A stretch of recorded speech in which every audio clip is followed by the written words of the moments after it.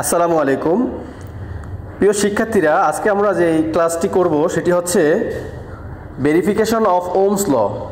আজকে আমরা Ohm's law সার্কিটের আমরা প্র্যাকটিক্যাল ক্লাস করব। তাহলে আমাদের লাগবে একটি সার্কিট এবং একটি ডাটা টেবিল। তাহলে আমরা দেখতে পাবো যে ওহমস লর যে সার্কিট, সেই সার্কিট ডায়াগ্রামে আমাদের রয়েছে একটি ব্যাটারি, একটি এমিটার এন্ড একটি রেজিস্টর। তাহলে ওহমস ল ছিল কি? ওহমস ল হচ্ছে যে নির্দিষ্ট তাপমাত্রায় কোনো বিদ্যুৎ পরিবাহীর মধ্য দিয়ে যে পরিমাণ কারেন্ট প্রবাহিত হয় তা ওই পরিবাহীর দুই প্রান্তের বিভব পার্থক্যের সমানুপাতিক এবং রেজিস্ট্যান্সের সাথে ব্যস্তানুপাতিক। তাহলে বলা যায় যে এই ভোল্টেজের সাথে কারেন্ট হচ্ছে সমানুপাতিক এবং এই রেজিস্ট্যান্সের সাথে কারেন্ট হচ্ছে ব্যস্তানুপাতিক। তাহলে আমার এখানে যদি রেজিস্ট্যান্স 1 থাকে, আমি এখানে যাই ভোল্ট দেই না কেন, এখানে আমি সেম কারেন্ট পাবো।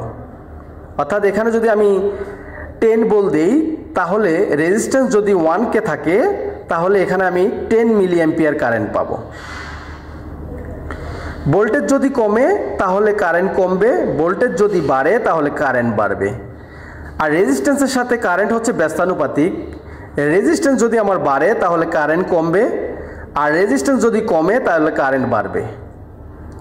তাহলে আমরা এই সার্কিটটি করব। তাহলে ওহমস লর মেইন যেই থিওরি বা মেইন যে কনসেপ্ট, সেটি হচ্ছে বি সমানুপাতিক আই। অর্থাৎ কারেন্ট ভোল্টেজ বাড়লে কারেন্ট বাড়বে, ভোল্টেজ কমলে কারেন্ট কমবে। তাহলে আমরা একটি ডাটা টেবিল করতে পারি। সেখানে আমরা দুটি সাপ্লাই ভোল্টেজ দিব, দিয়ে আমরা মিজার কারেন্ট দেখব এমিটারের মধ্যে, আর মিজার ভোল্টেজ দেখব রেজিস্ট্যান্সের মধ্যে। তাহলে এই সার্কিটে আমাদের লাগতেছে একটি ব্যাটারি, একটি এমিটার। আমরা এমিটারের এই পাশটাকে পজিটিভ দিতে পারি, এটা পজিটিভ, এটা নেগেটিভ। এখানে যে কারেন্টটা পাবো সেই কারেন্টের মান আমরা আই দ্বারা প্রকাশ করব। এখানে আই।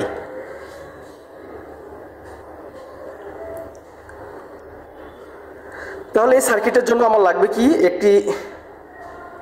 একটি ডিসি সাপ্লাই।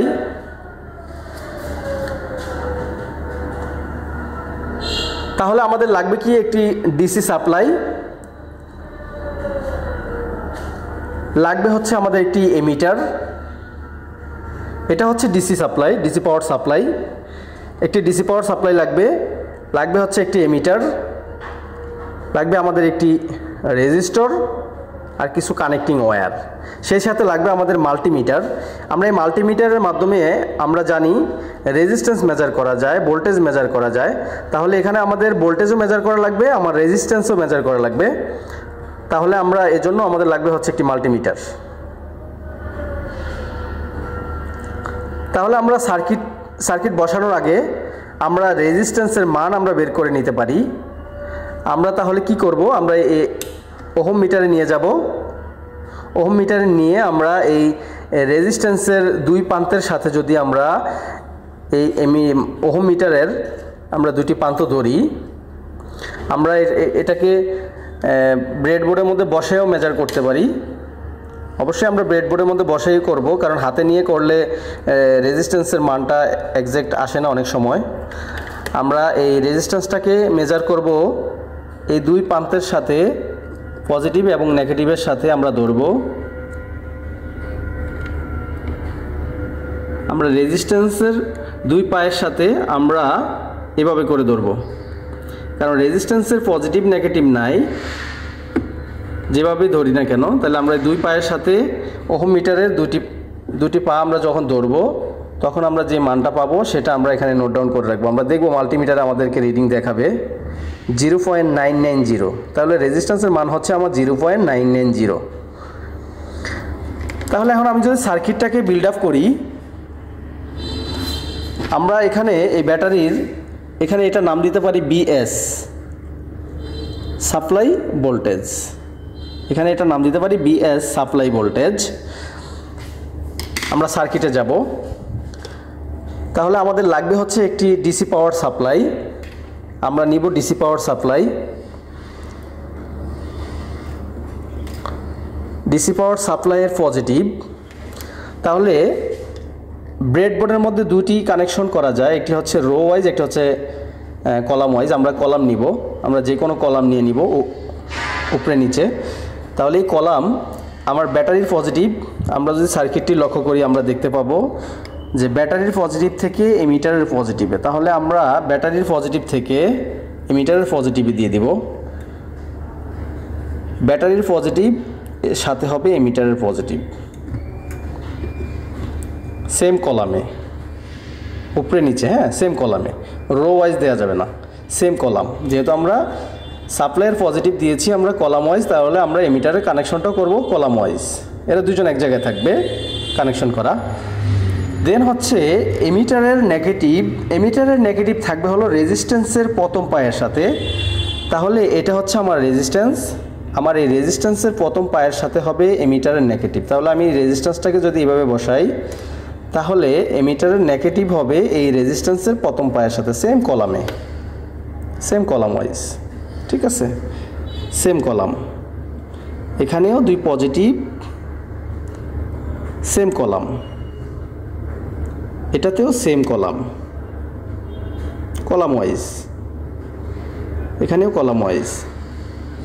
দেন হচ্ছে আমাদের রেজিস্টরের যে দ্বিতীয় পা, এই পায়ের সাথে হচ্ছে ব্যাটারির নেগেটিভ। এই দ্বিতীয় পায়ের সাথে এখানে কানেকশন আছে ব্যাটারির নেগেটিভ। তাহলে আমরা ব্যাটারির নেগেটিভ নিব, আর ব্যাটারির নেগেটিভটাকে আমরা কানেকশন করে দিব রেজিস্ট্যান্সের দ্বিতীয় পায়ের সাথে। তাহলে সেম কলাম, সেম কলামে দিব আমরা, সেম কলাম, ঠিক আছে। তাহলে এটা দ্বিতীয় পায়ের সাথে ব্যাটারির নেগেটিভ আমাদের কানেকশন হয়ে গেছে। প্রিয় শিক্ষার্থীবৃন্দ, আশা করব আপনারা বুঝতে পারতেছেন।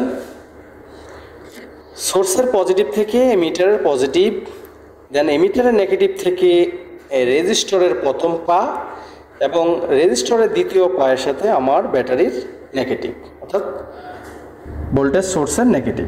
এটি হচ্ছে আমাদের সার্কিট। এখন আমরা সার্কিটটি কমপ্লিট করে আমরা এখানে সাপ্লাই ভোল্টেজ যদি আমরা 10 দিই, আমরা এখান থেকে এই ডিসি পাওয়ার সাপ্লাই থেকে, ডিজিটাল ডিসি পাওয়ার সাপ্লাই, এই সাপ্লাই থেকে আমরা যদি এখানে 10 ভোল্ট করে নেই, আমরা 10 ভোল্ট করে নিব।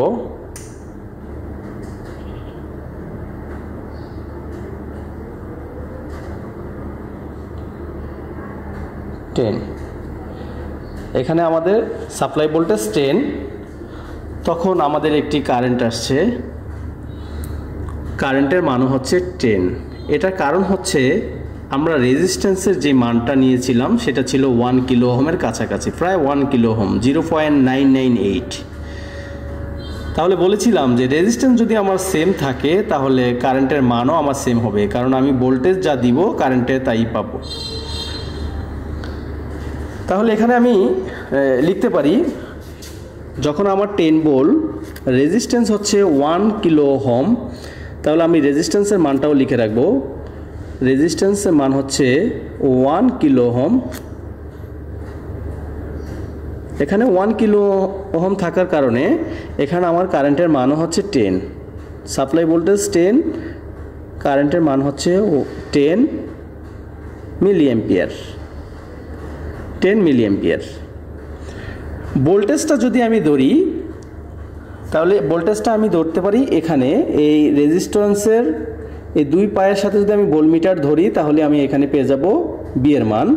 এই বি এর মানটাও হবে আমার 10, অলমোস্ট 10 হবে, 10 ভোল্ট হবে, কারণ এখানে আমি যা সাপ্লাই দিব এখানে ড্রপ হওয়ার, ভোল্টেজ ড্রপ হওয়ার একটি মাত্র ব্রাঞ্চ, এই একটি ব্রাঞ্চ থাকার কারণে এখানে আমার অলমোস্ট 10ই হবে। তাহলে আমরা যখন 15 করব, আমরা যখন 15 ভোল্ট করব, ভোল্টেজটাকে আমরা যখন 15 করে নিব,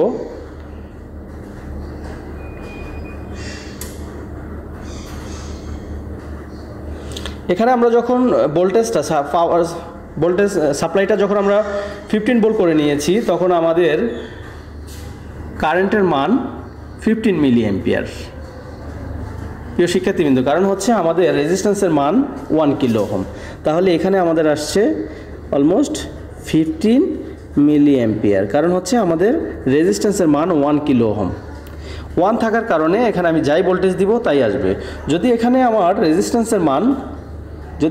রেজিস্ট্যান্সের মান হয়তো 2 কিলো ওহম,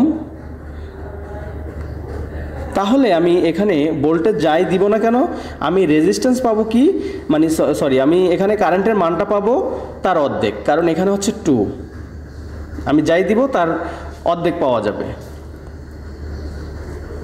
কারণ আমরা জানি যে I is equal to V/R,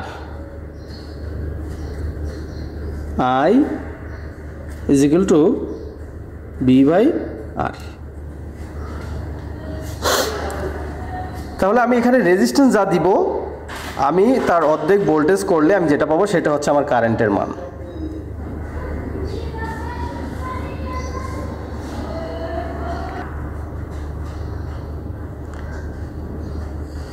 তাহলে এখানে আমাদের ভোল্টেজ যেহেতু একটি ড্রপ হবে, তাহলে এখানে আমি ভোল্টেজের মানও পাবো 15 ভোল্ট, প্রায় 15 ভোল্ট আসবে। তাহলে এ ছিল আজকের ক্লাস। আমি আশা করব প্রিয় শিক্ষার্থীরা আপনারা বুঝতে পেরেছেন। এই ছিল আমাদের ভেরিফিকেশন অফ ওহমস ল।